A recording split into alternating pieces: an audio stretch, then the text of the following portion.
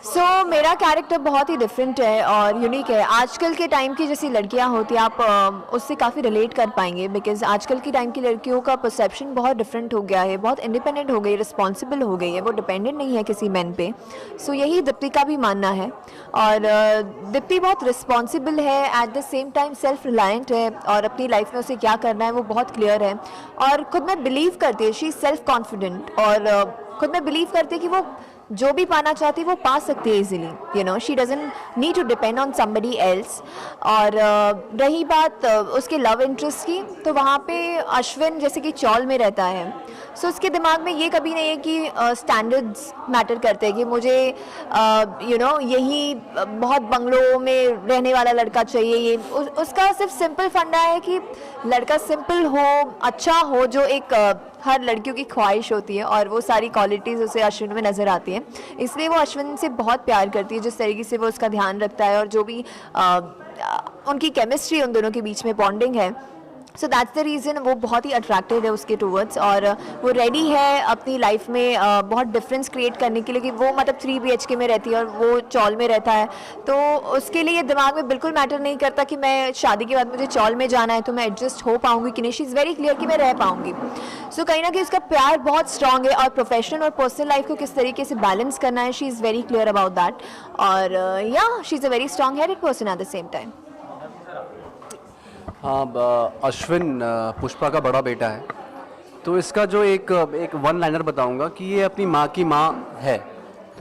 पुष्पा का स्ट्रगल जब शुरू हुआ था तो अश्विन कुछ 8-10 साल का था, तो उसने अपनी माँ को स्ट्रगल करते हुए देखा है, और जो 8-10 साल का बच्चा होता है उसको समझ होती है कि क्या चल रहा है मेरे आगे पीछे, तो उसने अपनी माँ को स्ट्रगल करते हुए देखा है, समझा है।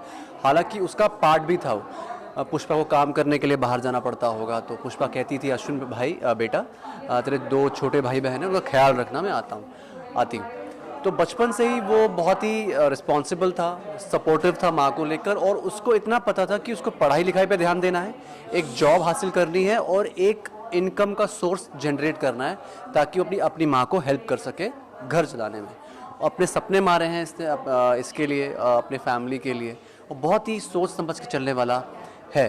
तो इसका यही है कि अपने पेरेंट बनना पड़ता है, बिकॉज ऑफ पुष्पा। एक बच्चा है पुष्पा, जो अनफिल्टर्ड है, जो सोच समझ के कुछ नहीं बोलती या करती है फिर सोचती है। तो अश्विन समझदार है, उसको पता है कि मम्मी यहाँ ऐसा बिहेव नहीं करना है, सोसाइटी है, रूल्स है, नॉर्म्स हैं, तो पुष्पा को समझ में नहीं आता है। तो Ashwin is always there to guard her. बाकी 2 बच्चे भी जो हैं, जो छोटे सिबलिंग्स हैं, वो भी वहाँ हैं। तो अश्विन थोड़ा ज़्यादा समझदार है उनको लेकर, क्योंकि उसे स्ट्रगल देखा है बचपन से। अब बहुत बड़े बड़े लोग हैं जो मतलब मैंने देखे हैं, जिनको बहुत टाइम से देख रहा हूँ, गरिमा इज़ वन ऑफ देम। तो एक स्पेशल चीज़ है हमारे शो में, it's not just about the actors. जो हमारा पूरा क्रू है, ऑफ कैमरा और ऑन स्क्रीन जितने भी एक्टर्स हैं, हमारा पूरा एक अलग वाइब है सेट पे, एक अलग एनर्जी है, यू विल फील इट। आप थोड़ा टाइम स्पेंड करेंगे हमारे साथ तो। और जहाँ तक एक्टर्स की बात है, जैसे हम लोग ऑन स्क्रीन हैं, जैसे हमसे एक्सपेक्ट किया गया, हम ऑफ स्क्रीन ऑटोमेटिकली वैसे हो गए। मतलब करुणा मैम मेरे लिए मम्मी हो गई हैं, दीप्ति इज़ दीप्ति, तो अब हम लोग ढल चुके हैं। आई डोंट नो ऐसा किस्मत है, मुकद्दर है, क्या है, बट ऐसा ढल चुके हैं हम लोग, और वो आपको सीन्स में दिखेगा।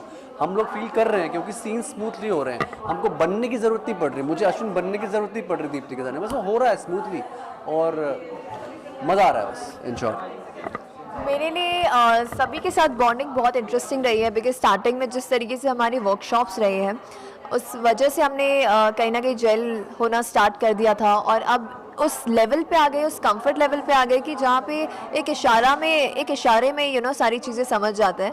बहुत ही अलग लेवल का कंफर्ट बन चुका है। अभी तो हालांकि 20-25 दिन ही हुए शूट करके, but still we are so comfortable with each other, और सारे सीन्स बहुत अच्छे से निकल के आ रहे हैं। एंड लाइक ही सेड कि सीन्स के बाद भी, ऑफ स्क्रीन के बाद भी, हमें बिल्कुल याद ही नहीं रहता इनफैक्ट कि इसका नाम नवीन है, मेरा नाम गरिमा है, वो करुणा मैम है। We are so much into the character कि हम लिटरली बिहेव करना स्टार्ट कर देते हैं कि this is Ashwin, this is Pushpa. So it's fun time we are having on set. It's a different show. अब आई एम श्योर बहुत सारे लोग हर तरीके की ऑडियंस आएगी और उन्हें उन्हें ज़रूर पसंद आएगा, because it's a different story, different concept, और बहुत real based, real life story पे बेस्ड है, रियल कैरेक्टर्स आपको देखने मिलेंगे। तो मुझे लगता है ऑडियंस बदलने वाली है। अगर ऐसा है कि बच्चे देखते हैं, सिर्फ वुमेन्स ही देखती है, तो आई एम श्योर जब ये शो देखेंगे तो काफ़ी अलग अलग टाइप की ऑडियंस हो जाएगी, जुड़ जाएगी हमारे साथ। I am sure, you want to say? नहीं, सब टीवी मुझे जब से देख रहा हूँ मैं, तो एक बहुत ही कलरफुल सा है इसका इन्वायरमेंट, मतलब कलरफुल शोज़ होते हैं। बट अभी जो पुष्पा इम्पॉसिबल है, ये एक कैरिकेचरिस्ट शो नहीं है, क्लीशेड शो नहीं है कि ऐसा होगा, ऐसा हंसेगा, ऐसा रोएगा।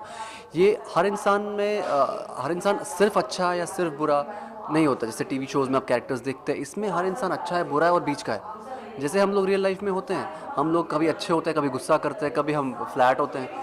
तो इसमें हर कैरेक्टर वैसा है, कोई नेगेटिव नहीं है, कोई पॉजिटिव नहीं है शो में। इसमें एक रियल लाइफ स्टोरी है, एक रियल जोन में शूट किया गया है, डायलॉग डिलीवरी भी रियल है, जो बिल्कुल नॉर्मल है। जैसे आप मुझसे ही बात कर रहे हैं, तो ऐसे ही हम बात कर रहे हैं। इसमें हम बना के बात नहीं कर रहे, एक्टिंग नहीं दिखेगी आपको इसमें।